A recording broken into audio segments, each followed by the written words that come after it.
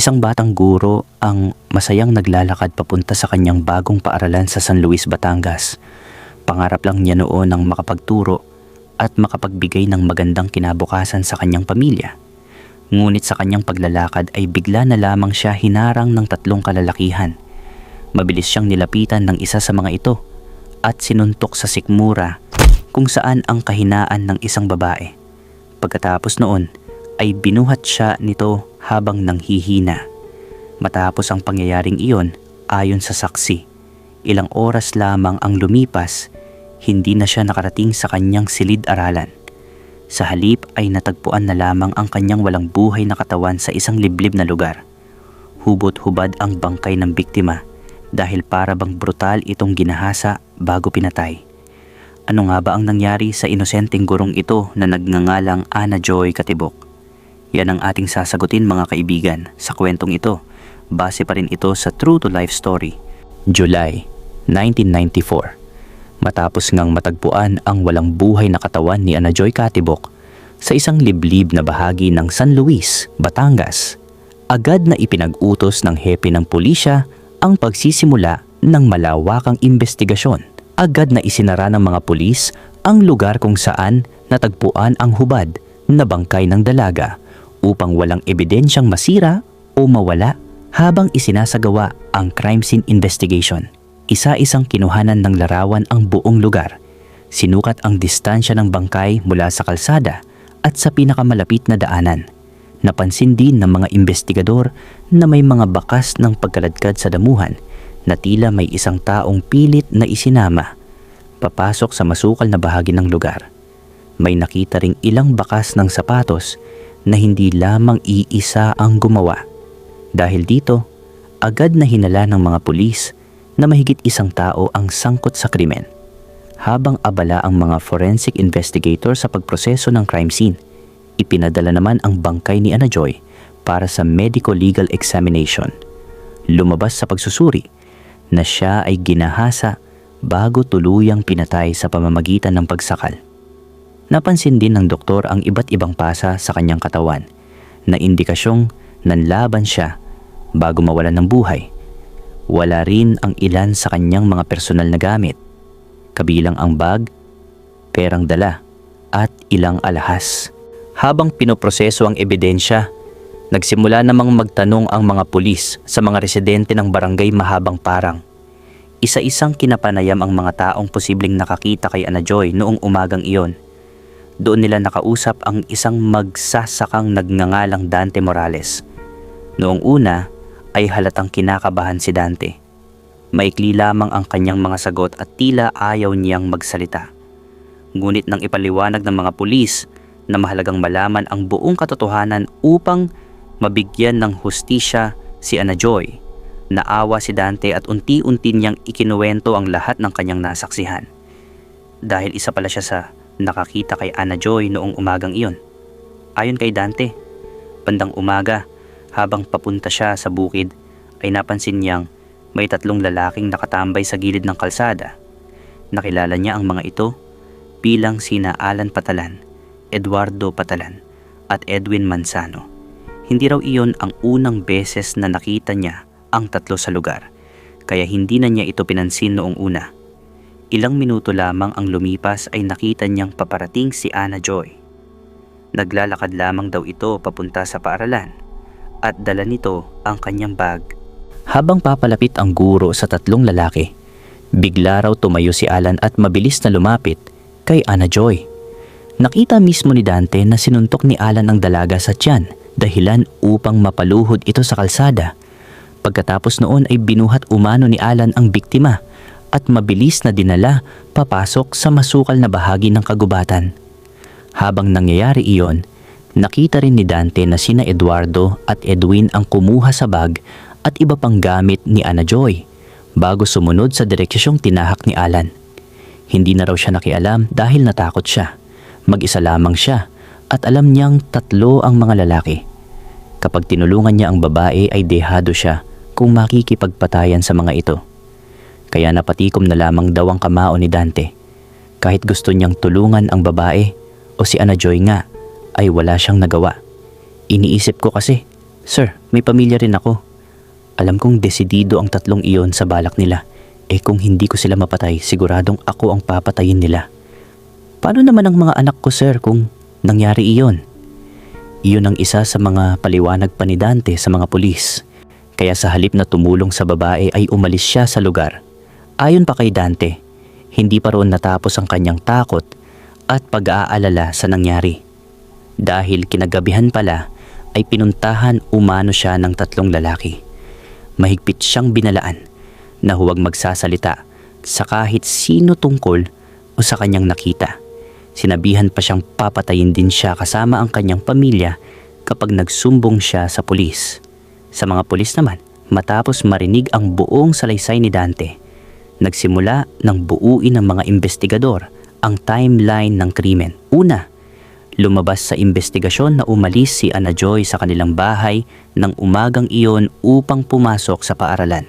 Ikalawa, may nakakita sa kanya habang naglalakad sa pangunahing kalsada patungo sa eskwelahan. Ikatlo, ayon nga sa eyewitness na si Dante, doon mismo siya hinarang ng tatlong suspect. Ikaapat, nakita ring dinala siya papasok sa masukal na bahagi ng lugar kung saan kalaunan ay natagpuan ang kanyang bangkay. Habang tinitingnan ng mga pulis ang timeline, napansin din nila ang isa pang mahalagang detalye. 2 araw bago ang krimen ay unang araw ni Ana Joy sa paaralan. Sinamahan pa siya noon ng kanyang ina. Sa kanilang paglalakad ay napansin ng kanyang ina ang tatlong lalaking nakatambay sa gilid ng kalsada. Ayon sa kanya, paulit-ulit umanong sumisipol at nakatingin ang mga ito kay Ana Joy. Alam na yung sipol na ganito. Noong panahong iyon ay hindi nila inakalang magiging mahalagang impormasyon pala iyon sa investigasyon. Para sa mga pulis, malinaw na posibleng nakita na ng mga suspect si Ana Joy 2 araw bago ang krimen at doon pa lamang ay napansin na nila ang kanyang routine sa pagpasok sa paaralan. Malamang ay noon pa lamang ay kilala na ng tatlo si Ana Joy at nahuhumaling na sila sa ganda nito. Dahil dito, pinaniniwalaan ng mga investigador na hindi basta nagkataon ang pangyayari. Posibleng pinagmasdan muna ng mga suspect ang schedule ng biktima bago nila isinagawa ang krimen. Inalam din ng mga pulis kung may nawawalang gamit si Ana Joy. Kinumpirma ng kanyang pamilya na nawawala ang kanyang bag, perang dala, relo at ilang personal na gamit. Tumugma rin ito sa resulta ng investigasyon sa crime scene at sa medical legal examination. Sa puntong iyon, nagsimula ng mabuo sa isip ng mga investigador ang kabuuang pangyayari. Batay sa kanilang reconstruction, hinarang si Ana Joy habang naglalakad papunta sa paaralan. Nang manlaban siya, ay sinuntok siya ni Alan Patalan upang mawalan ng lakas. Pagkatapos, ay dinala siya sa masukal na bahagi ng lugar. Habang sina Eduardo Patalan at Edwin Manzano naman ang kumuha sa kanyang mga gamit at sumunod sa kanilang kasamahan. Sa loob ng masukal na lugar ay doon naganap ang karumaldumal na krimen. Positibong ginahasa na rin siya base nga sa medical legal examination.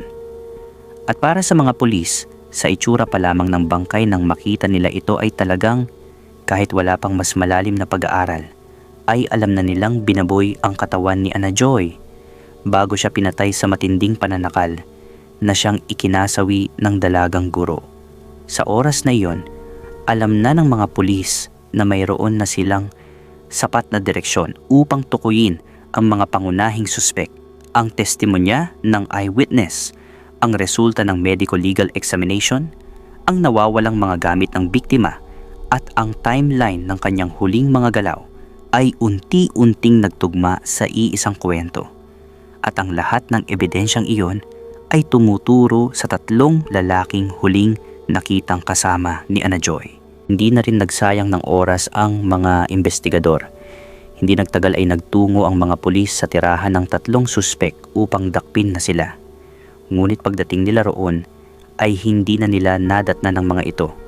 Ayon sa ilang residente, umalis umano ang tatlo ilang oras matapos kumalat ang balita tungkol sa pagkakatagpo sa bangkay ni Ana Joy o sa teacher nga sa kanilang baryo. Halos gumuho naman noon ang mundo ng nanay ni Ana Joy, nakasama pa ng mga pulis sa pagdakip sana sa tatlo. Dahil kung tutuusin ay sila na lamang at ang dalawa pang kapatid ni Ana Joy ang natitira sa kanilang pamilya dahil matagal na rin silang naulila sa kanilang ama. Puro mura at pagsigaw ng ina ang maririnig mo sa harapan ng bahay ng mga salarin kahit wala sila roon. Umiiyak siya at humihingi ng hustisya para sa kanyang anak. Ngunit sa araw ngang iyon ay bigo silang madakip ang tatlo. Lalong tumibay ang hinala ng mga investigador na may kinalaman ang tatlo sa krimen. Para sa kanila, wala silang dapat ikatakot kung wala rin silang dahilan upang bigla silang mawala sa kanilang mga bahay. Ibig sabihin ay may tinatakasan sila dahil imposible namang nagkataon lang ang kanilang pag-alis kasabay ng panggagahasa sa magandang teacher. Dahil dito ay agad na nagsagawa ng mas malawak na operasyon ang pulisya.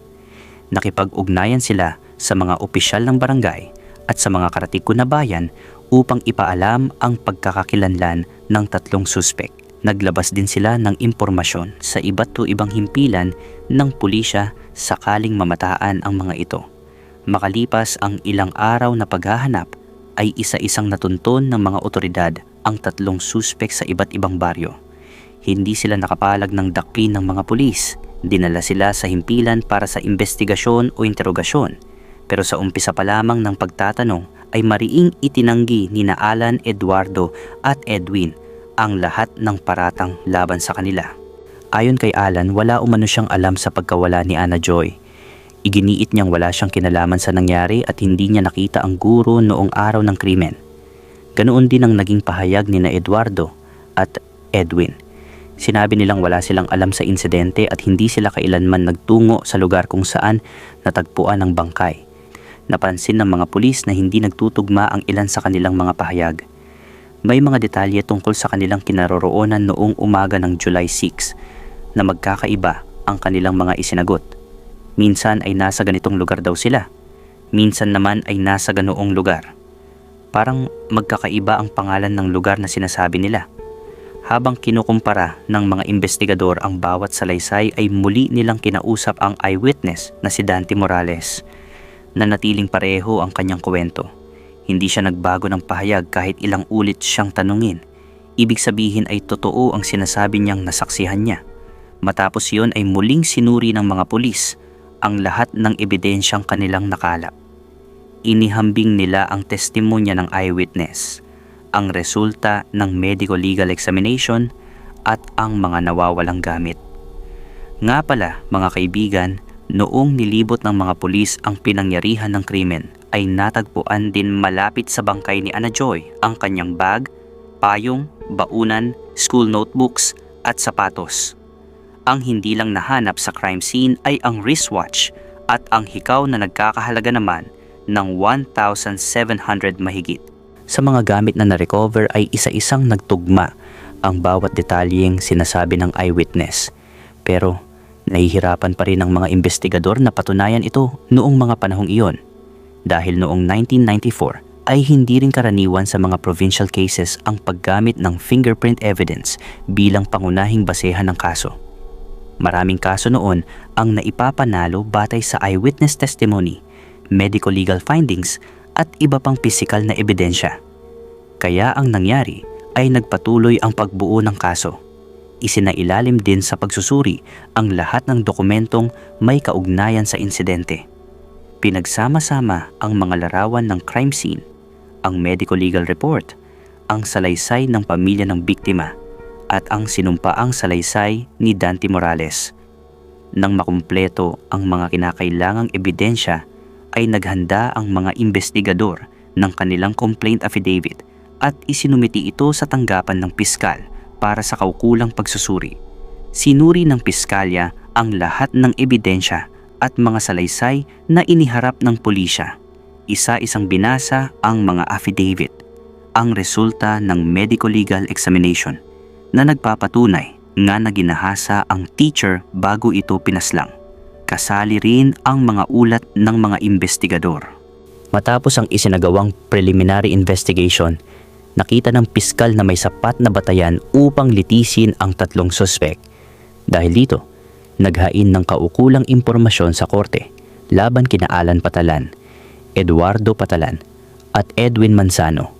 Inakusahan sila ng mabibigat na kasong kaugnay ng ginawang panggagahasa, pagpatay at pagnanakaw kay Ana Joy Katibok. Nang ipatawag ang tatlo sa korte upang sagutin ang mga isinampang kaso, muli nilang itinanggi ang lahat ng akusasyon. Iginiit nilang inosente sila at wala silang kinalaman sa sinapit ng dalagang guro. Si Ana Joy Katibok, na 22 taong gulang pa lamang, ay isa pa lamang bagong guro na puno ng pangarap para sa kanyang kinabukasan. Isipin ninyo mga kaibigan kung sa anak ninyo nangyari ito. Siguradong tatawagin mo ang lahat ng santo, maski na siguro si kamatayan, para patayin na lang ang gumahasa o gumawa ng kaanimalan sa iyong anak. Isa pa, mantakin mo, matapos ang maraming taong pagsisikap, ay natupad din ang kanyang pangarap na makapagturo sa isang pampublikong paaralan sa San Luis, Batangas, na kung tutuusin ay nagsisimula pa lamang siya. Tapos 3 ulol lang na lalaki ang sisira at papas lang sa anak mo. Ang sakit, hindi ba? At alam nyo ba kung sino itong 3 tarantadong tambay lang na ito na itinuro bilang mga pangunahing suspek sa krimen? Magkapatid ang demonyong sina Alan Patalan at Eduardo Patalan, kasama ang kanilang kaibigan na hayop din na si Edwin Manzano. Pawang mga residente sila ng iisang barangay sa San Luis, Batangas. Karaniwan ding magkakasama ang tatlo, kaya kilala sila ng maraming residente sa kanilang lugar. Sa paningin ng mga tao, isa lamang silang ordinaryong magkakaibigan na namumuhay bilang mga tambay. Alam niyo yung mga nagbubukid noong araw na mga binata na walang kanobya-nobya dahil sa hirap ng buhay? Ganito ang tatlong ito. Ito yung tipo ng mga lalaki na kapag nakakita ng magandang babae ay naglalaway na parang mga aso, mga hayok sa laman. Yung tipong naglululo na kapag nakakita lang ng legs ng babae. Pero alam niyo ba na nahirapan pa ang prosecution na ipakulong ang mga ito kasi nga wala pang video o CCTV footage noon. Mga salita at mga gamit lamang ang maaaring pagbasehan upang maipanalo ang kaso. At dahil nasa Pilipinas nga tayo, halos 3 taon ang lumipas bago tuluyang natuldukan ang kaso ni Ana Joy Katibok. Para sa maraming tao, maaaring mabilis lamang pakinggan ng 3 taon. Pero para sa isang pamilyang nawalan ng anak, bawat araw na lumilipas ay tila napakahaba. Habang nagpapatuloy ang paglilitis, wala nang magagawa ang pamilya kundi ang paulit-ulit na bumalik sa korte, makinig sa mga testimonya at sariwain ang pinakamasakit na pangyayari sa kanilang buhay. Samantala, nanatiling nakakulong ang mga akusado habang nagpapatuloy ang paglilitis. Tuloy-tuloy namang iniharap ng prosekusyon ang kanilang mga testigo at ebidensya. Isa-isang humarap sa hukuman ang eyewitness na si Dante Morales, ang ina ni Ana Joy, ang medical legal examiner, at ang mga pulis na nagsagawa ng investigasyon. Sa kabilang panig, ipinaglaban naman ng depensa ang kanilang bersyon ng mga pangyayari at iginiit na inosente daw ang 3 bugok na akusado. Sa Pilipinas, hindi mabilis ang proseso ng isang kasong kriminal, lalo na kapag napakabigat ng paratang. Kailangang timbangin ng hukuman ang bawat testimonya at bawat ebidensya. Kailangang tiyakin na ang magiging desisyon ay nakabatay sa mga katotohanang napatunayan sa korte. Dahil dito, umabot ng halos 3 taon bago tuluyang natapos ang buong proseso ng paglilitis at pag-apela. At marahil ito ang pinakamahirap tanggapin sa maraming kasong kriminal. Kahit gaano kalakas ang ebidensya, hindi agad natatapos ang laban. Pero sa huli, matapos ang halos 3 taong paghihintay, dumating din ang araw na inilabas ang desisyon. Noong 1997, matapos suriin ng hukuman ang lahat ng ebidensya, kabilang ang testimonya ng eyewitness na si Dante Morales, ang mga salaysay ng mga testigo at ang resulta ng medical legal examination, napatunayan ng korte na magkakasabwat sina Alan Patalan, Eduardo Patalan at Edwin Manzano sa panggagahasa, pagpatay at pagnanakaw kay Ana Joy. Hindi pinaniwalaan ng hukuman ang kanilang mga depensa at alibay Dahil hindi ito tumugma sa mga ebidensyang iniharap ng prosekusyon, mas pinaniwalaan ng korte ang magkakatugmang testimonya ng mga testigo at ang mga pisikal na ebidensyang nakalap sa investigasyon. Dahil dito, hinatulan ang 3 ng death penalty na siyang pinakamabigat na parusang umiiral sa batas ng Pilipinas noong mga panahong iyon. Pero ito ang twist mga kaibigan.